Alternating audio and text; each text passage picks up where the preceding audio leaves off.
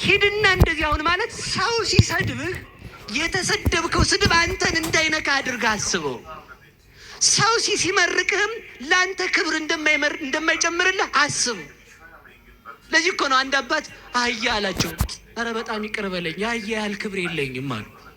ምክንያቱም አህያ የተጫነችውን በክብር የምታደርስ ናት። እኔ ግን የእግዚአብሔርን ሕግ በልቼ የጨረስኩኝ ከአህያ አንሳለሁ እንጂ እንጨት አላቸው። እንዴ እንጨት እኮ በገባበት እሳት ውስጥ ነዶ እዚያው የሚቀር ነው። እኔ ለተሰጠችኝ ሃይማኖት እንኳን በሰማዕትነት ያልሞትኩ እንዴት እንጨት ትለኛለህ? አንተ ዝም ብለህ ከብት አላቸው። ከብት እኮ ጌታውን ያወቀ ግርግም ላይ ተገይቶ ትንፋሹን የገበረ ነው። አንተ ድንጋይ አላቸው። ውይ ድንጋይ ቤተ መቅደስ የሚሰራበት አሉት። አሁን ሰው የሚሰድባችሁን እኮ ማሳጣት ትችላለህ። በጣም የምንናደደው እኛ ምን ስለሆነ መስሏችሁ ነው? ሰው የሚናገረውን ነገር ነን ብለን ስለምናስብ እኮ ነው።